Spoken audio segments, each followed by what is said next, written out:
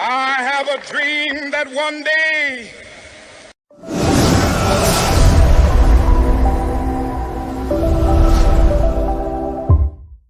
T minus 10, 9, 8, 7, 6, 5, 4, 3, 2, 1. And ignition and liftoff of Ares 1X, testing concepts for the future of new rocket design.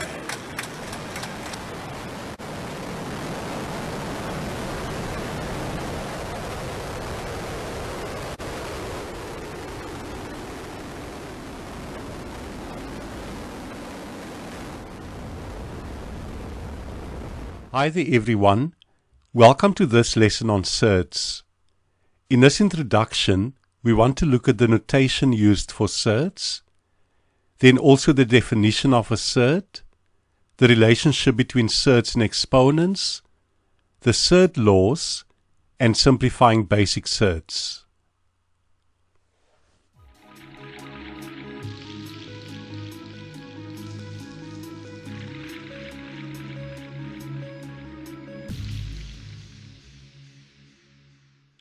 This is the notation used for writing the nth root of a.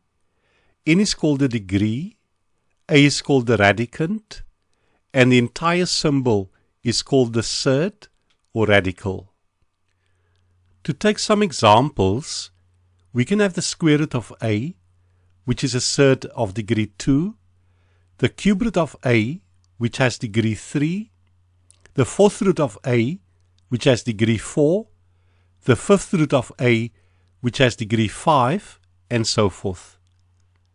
You should note that in a notation for the nth root of a, firstly, n is a natural number greater than or equal to 2. In other words, n is an element of the set 2, 3, 4, etc. Secondly, if n is odd, then a can be negative or positive. For example, we can have both the cube root of 27 and the cube root of negative 27. Thirdly, if n is even, then a can only be positive. For example, we can have the fourth root of 16, but not the fourth root of negative 16. Lastly, if n is even, then the answer to the nth root of a is always positive.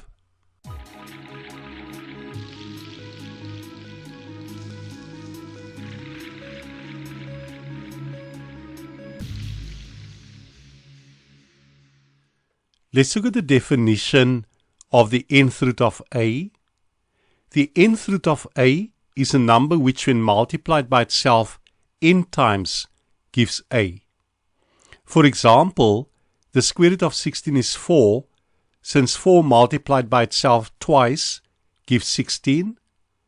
The fifth root of 32 is 2, since 2 multiplied by itself 5 times gives 32. And the cube root of negative 27 is negative 3, since negative 3 multiplied by itself thrice gives negative 27. Now that we have a definition for the nth root of a, there are one or two things we mentioned earlier that we want to look at now. Firstly, we said that when we have the nth root of a and n is an odd number, then a can be negative or positive. To take an example, let's say we want the cube root of 27. By the definition of the nth root of a, we are looking for a number that, when we multiply it by itself 3 times, gives us 27. And we know that answer is 3, since 3 multiplied by itself 3 times gives 27. Let's take the cube root of negative 27. In this case, we are looking for a number that, when we multiply it by itself 3 times, gives us negative 27. And in this case, the answer is negative 3, since negative 3 multiplied by itself 3 times, in other words, negative 3 cubed, will give us negative 27. Because a minus cubed gives a minus. Then we also said that when n is even, a can only be positive. It can't be negative. To take an example, let's say we want the fourth root of 16. In this case, by the definition of the nth root of a, we are looking for a number that, when multiplied by itself 4 times, gives 16. And the answer, of course, is 2, since 2 to the power 4 equals 16. Let's look at the fourth root of negative 16. In this case, we are also looking for a number that, when multiplied by itself 4 times, gives negative 16. Now, no negative number raised to an even power can give us a negative. A negative raised to an even power will always be positive.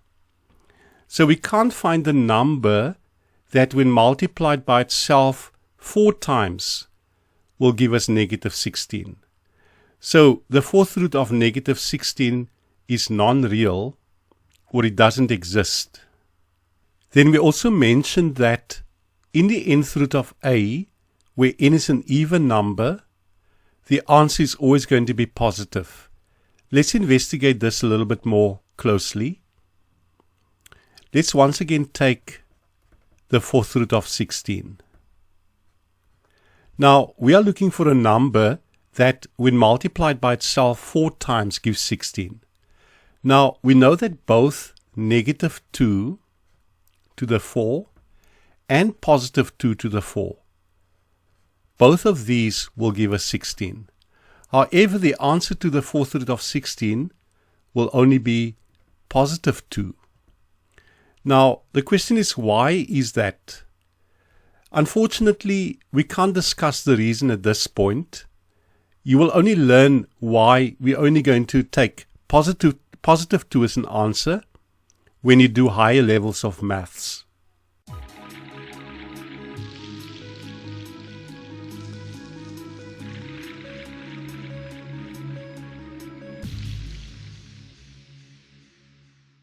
Let's look at the relationship between surds and exponents.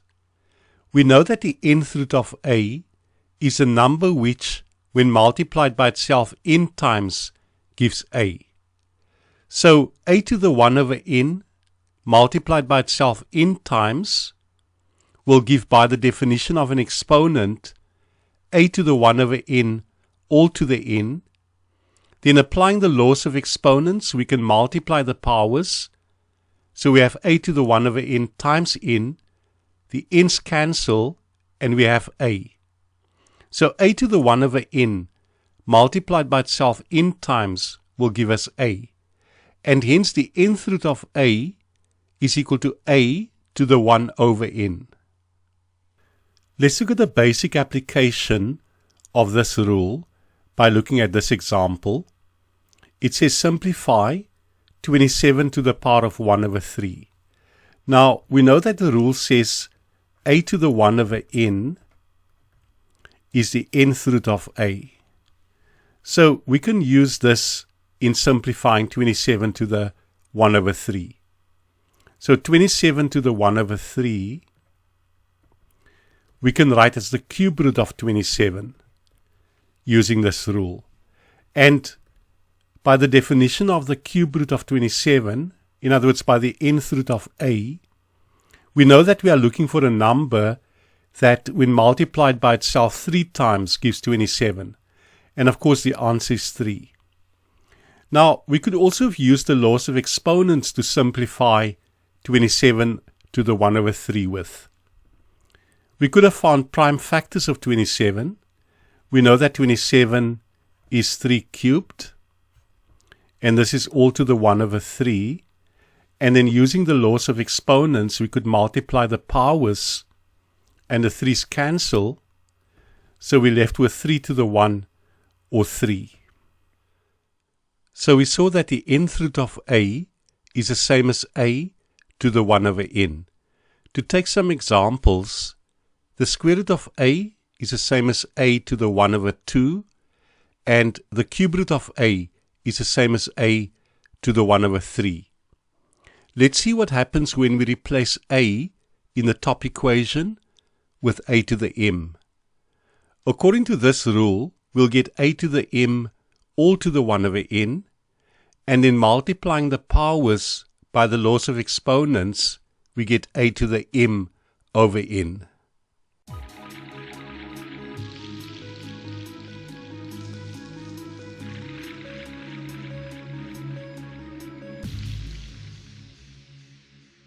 The first law of Certs says, if x to the n equals a, then x will equal the nth root of a.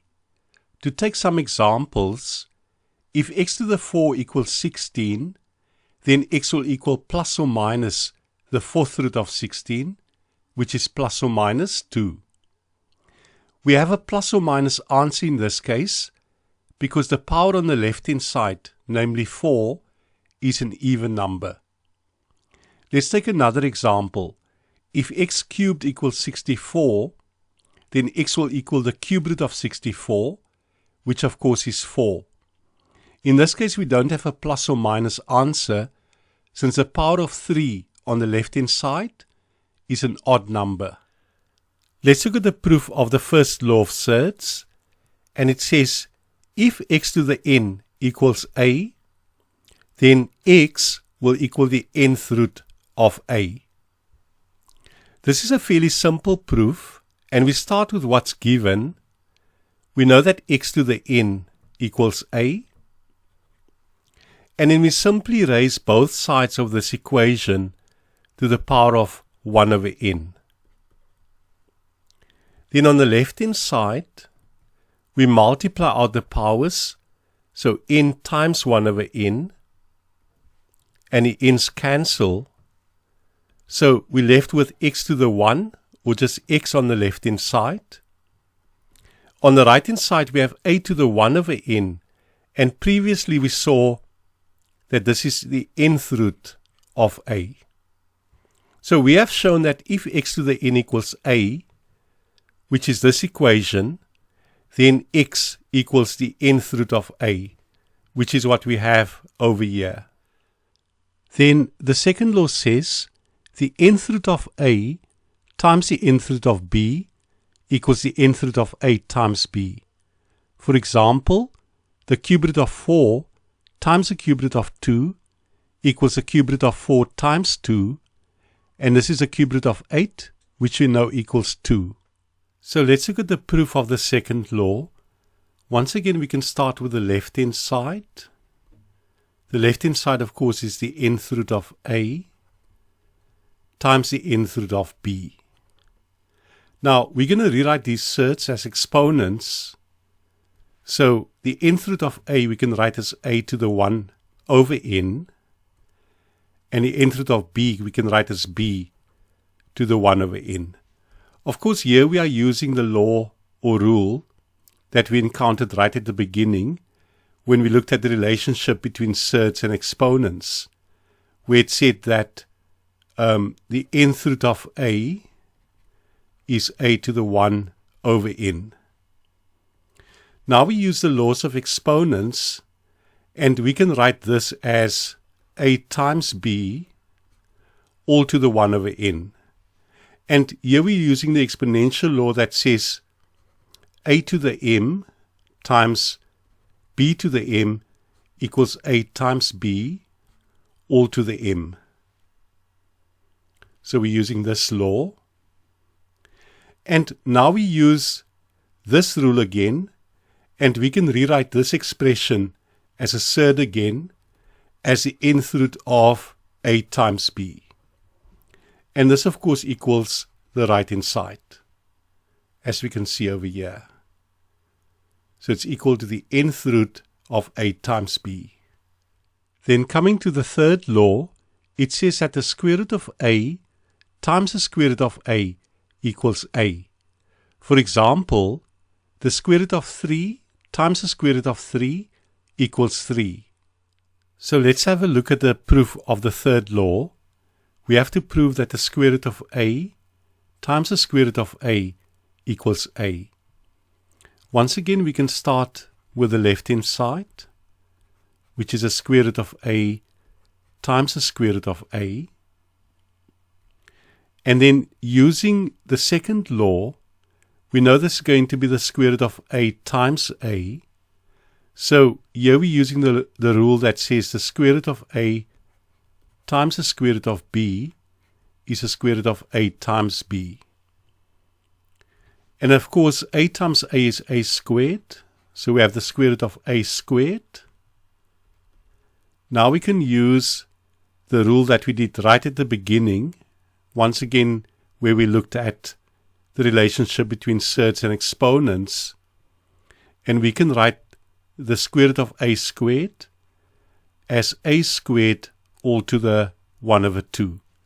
And here, of course, we are using the rule that says the nth root of a is a to the 1 over n. And now we can multiply the powers. So 2 times a half, the 2's cancel.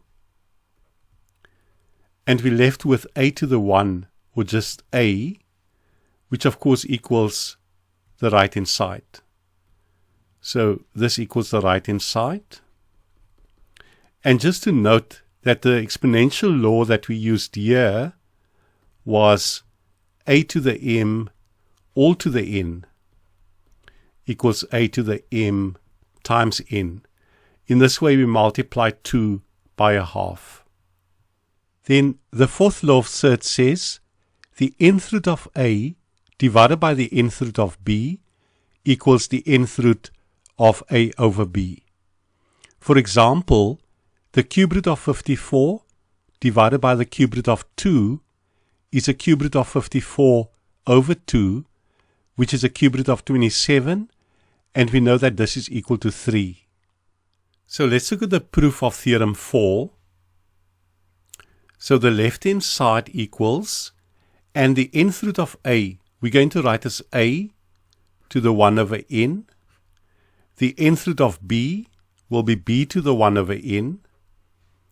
Of course, here we are using the law that says the nth root of a is a to the 1 over n.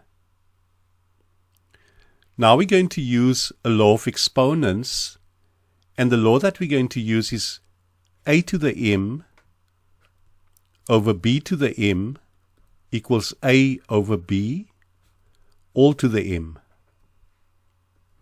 So then, rewriting this fraction, we can write it as a over b all to the 1 over n. Now we're going to go back to this law and apply it. Note that for this law, a over b takes the place of a here. So it takes the place of a, and we're going to work backwards and replace this a with a over b. So we're going to rewrite a over b to the 1 over n as the nth root of a over b. And this, of course, is the right-hand side of what we needed to prove. So this equals the right-hand side. The last law of Surds says the mth root of the nth root of a equals the mnth root of a. For example, the square root of the cube root of 64, here we multiply 2 by 3 to get the 6th root of 64, and this equals 2. Let's look at the proof of this theorem. So starting with the left-hand side, we're going to work with the inner surd. In other words, with the nth root of a first. So we have the mth root of, and then the nth root of a, we're going to write as a to the 1 over n. And of course, here we are using the surd law that says the nth root of a equals a to the 1 over n. Now we apply this law to the outer surd as well. So we have a to the 1 over n all to the 1 over m. Now note that here a to the 1 over n has taken the place of a. And instead of n here, we have m. We now use a law of exponents, and we can multiply the powers. So it's a to the 1 times 1 is 1 over m times n is mn. And now we apply this law again, working backwards. So instead of the n here, instead of this n over here, we just have mn. And then so applying this law, we can write it as the mnth root of a. And this, of course, is the right-hand side.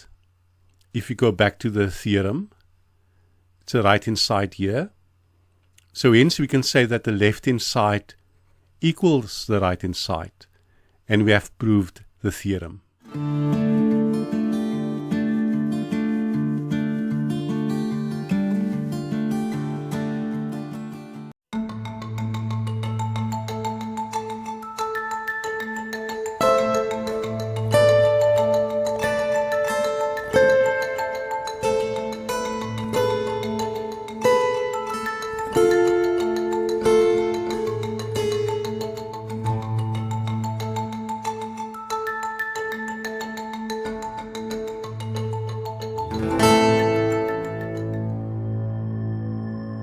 So let's look at your answers to this question. In A here of question 1, we have to solve for x, and we are told that x cubed equals 125. So x to the 3 equals 125.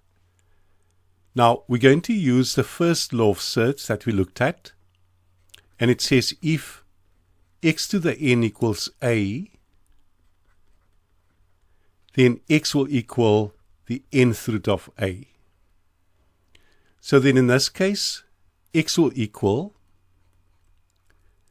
the cube root of 125. And of course this is 5, because 5 multiplied by itself 3 times gives 125. Let's look at the second one. We have x to the 4 equals 81. So x to the 4 equals 81, and we need to solve for x.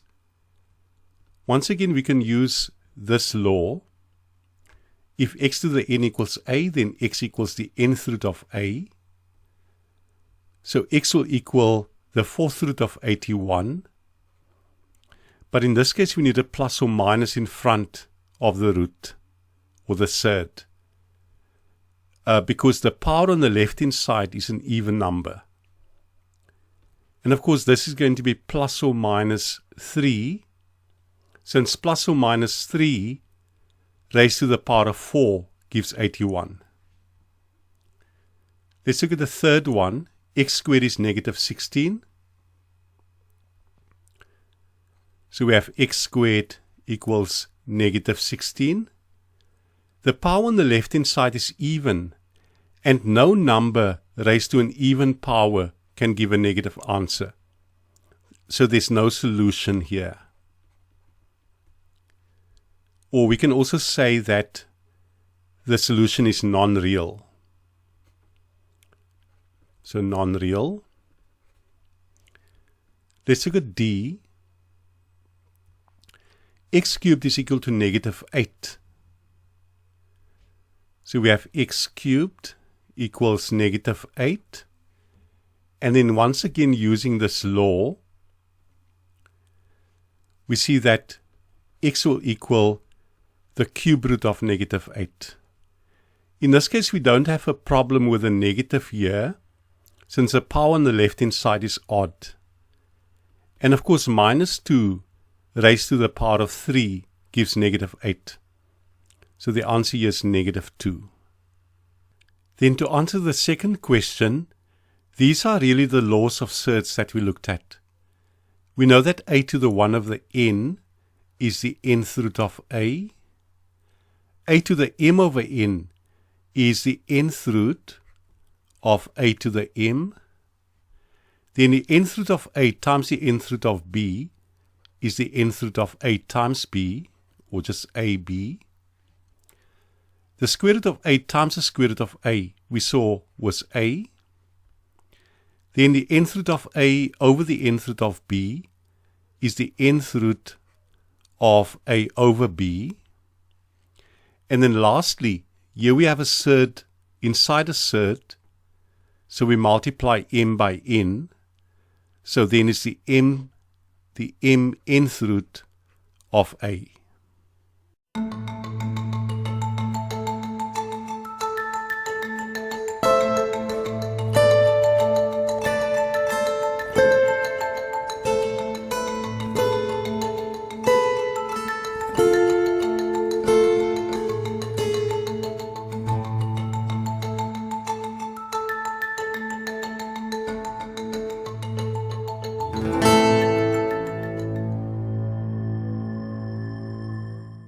Let's look at your answers to this question.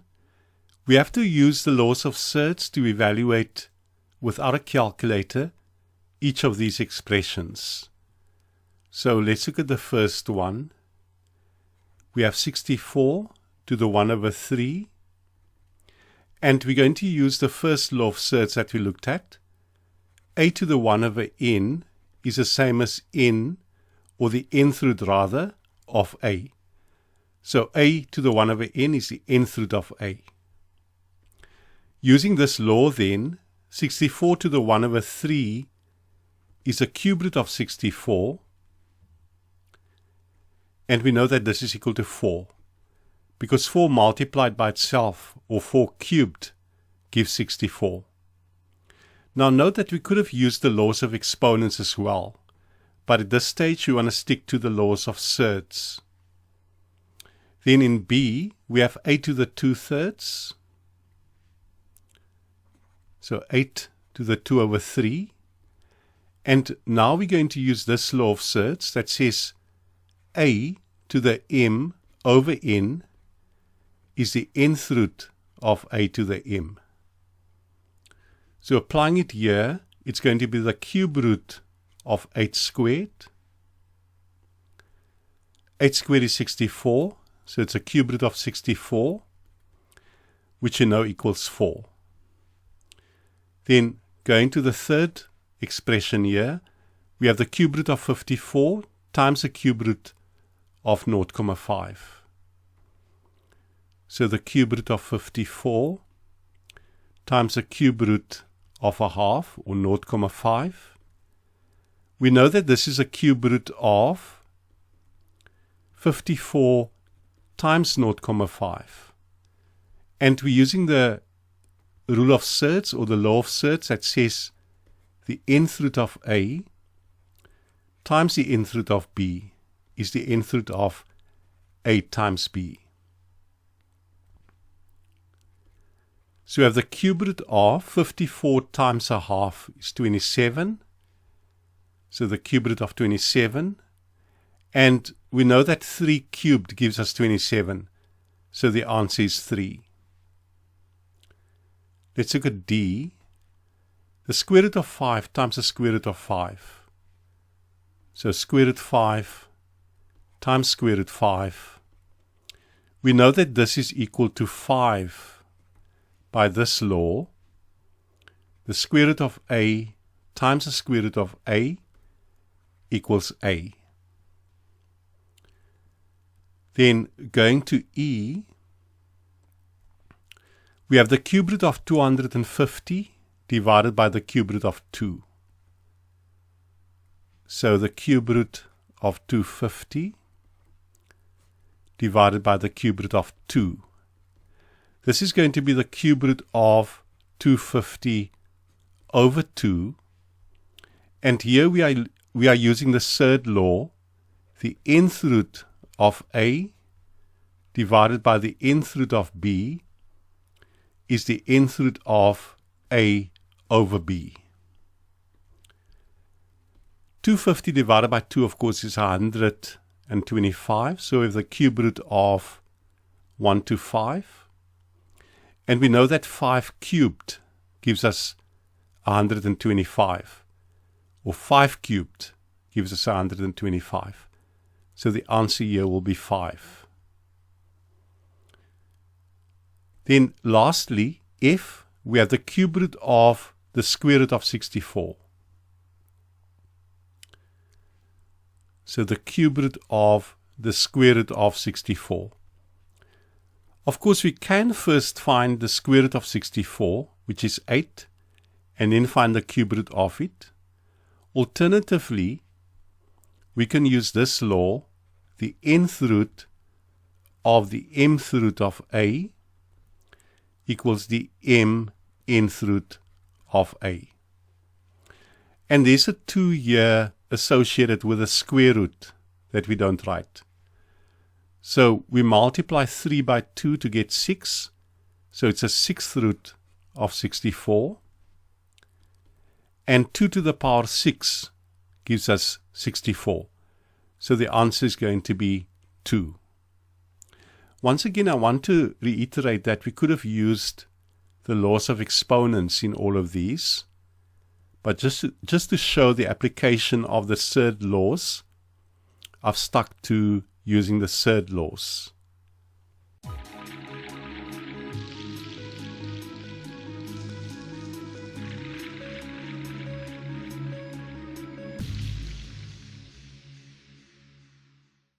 So this example deals with simplifying simple surds, and it says simplify each of the following without a calculator. And the first one is the square root of 45. So we're going to use prime factors of 45. So we need to find the prime factors. Now, the smallest integer besides 1 into 45 is 5. And it goes 9 times. Then the smallest integer into 9 is 3. And it goes thrice. Into 3, 3. And it goes once. So 45 we can write as 3 squared times 5. So then we have the square root of 3 squared times 5. Now we're going to use this law of surds that says the nth root of a times b is the nth root of a times the nth root of b. So we can write this as the square root of 3 squared times the square root of 5.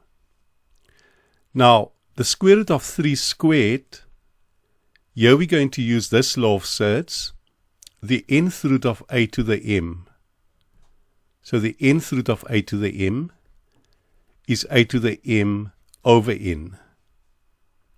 So then the square root of 3 squared we can write as 3 to the 2 over 2, which is 3 to the 1, or just 3. So then it's 3 times the square root of 5. So the square root of 45 simplifies to 3 square root 5.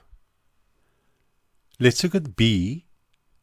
So in b we have the square root of 80. And we need to simplify it. So the square root of 80. Once again, we're going to use prime factors of 80.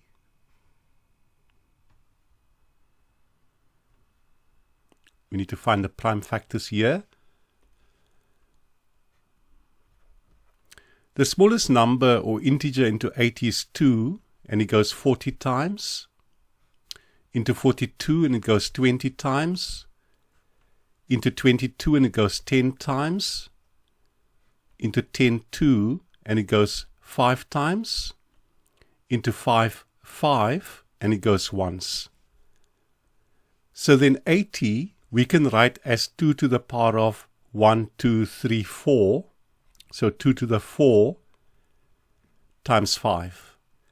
So then the square root of 80 will be the square root of 2 to the 4 times 5. Once again, we're going to split up the surd by using this law over here. So we can write this surd as a square root of 2 to the 4 times the square root of 5. Then using the second law here, the nth root of a to the m equals a to the m over n. We can simplify the square root of 2 to the 4 to 2 to the 4 over 2. In other words, to 2 squared. And we still have the square root of 5. 2 squared, of course, is 4. So we end up with 4 times the square root of 5. Let's look at C. So here we have the cube root of 54. So the cube root of 54. And once again, we're going to find prime factors. So prime factors of 54.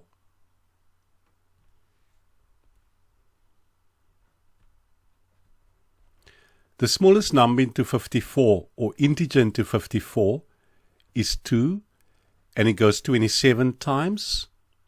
Into 27, 3, and it goes 9 times. Into 9, 3, and it goes thrice. Into 3, 3, and it goes once. So we can write 54 as 3 cubed, so 3 to the power 3 times 2. So then we have the cube root of 3 cubed times 2. We can split up the surd by writing it as a cube root of 3 cubed times the cube root of 2. And of course here we are using this law. The nth root of a times b is the nth root of a times the nth root of b. Now we can use the second law. This is going to be 3 to the power of 3 over 3. In other words, 3 to the 1, or just 3. And it's times the cube root of 2. So the cube root of 54 is 3 times the cube root of 2.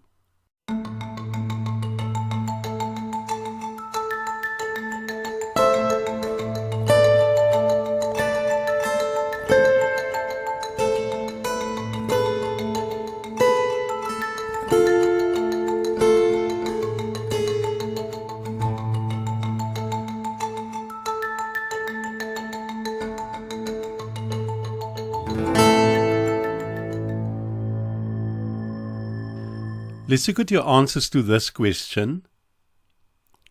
In the first one, we have the square root of 75, and we want to simplify it. So once again, we're going to use prime factors.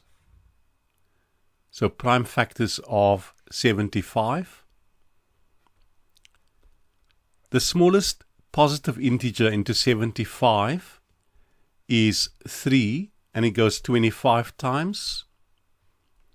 Into 25, 5, and it goes 5 times.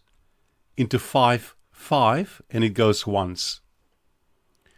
So we can write 75 as 5 squared times 3. So we have the square root of 5 squared times 3. Now we can use this law. The nth root of a times b equals the nth root of a times the nth root of b. And we can split up the surd into the square root of 5 squared times the square root of 3. Now we can use this law. The nth root of a to the m equals a to the m over n. So the square root of 5 squared is 5 to the 2 over 2. In other words, 5 to the 1, or just 5. And then we still have to multiply by the square root of 3. Let's look at b. So in b we have the square root of 48. So square root 48. Then finding prime factors. So prime factors of 48.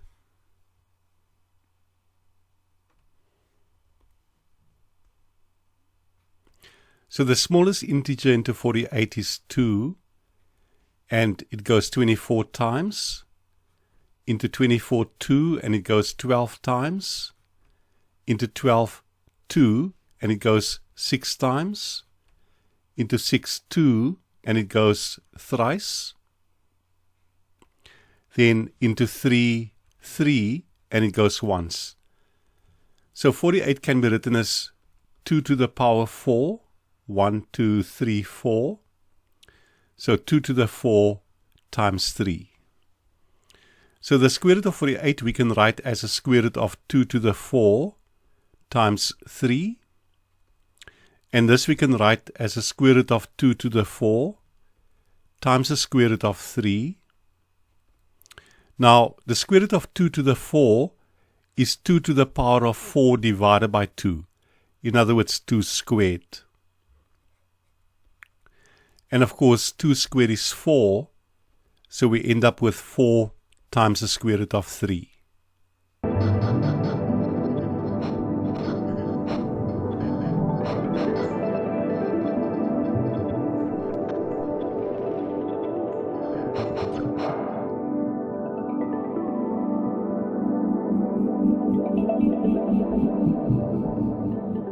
In the next few lessons, we're going to look at the following 5 Stannah techniques in great detail.